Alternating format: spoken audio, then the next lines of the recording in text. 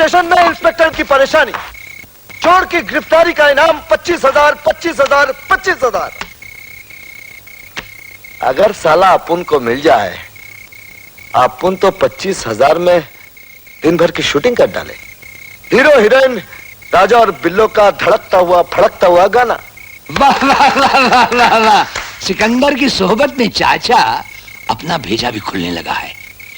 एक अव्वल नंबर का आइडिया, खोज खाज कर रुमाली रोटी वाले को पकड़वा दो, 25,000 थामो और चुटकी में हज कराओ। अरे हम क्या सीआईडी हैं जो किसी को पकड़वा दें? तुझे हज नहीं करवाना है तो कह दे, हम कोई दूसरा बंदोबस्त कर लेंगे। बंदोबस्त तो अब्बू चाचा फिर वो फरिश्ता ही करेगा। कब्बन न कब्बन वो रुमाली रोटी वाला एक पार्सल तुम्हारे यहाँ भी छोड़ जाएगा, तो फिर समझो हज कराए चोरी के पैसे से। लो बिल्लो। और सुनो, ई पैसे को का जंग लगा है। चोरी के पैसे से हज होवे या हलाल के पैसे से? चोर का पैसा का हलाल का नहीं। चोरी कितने जोखिम का काम है चाचा।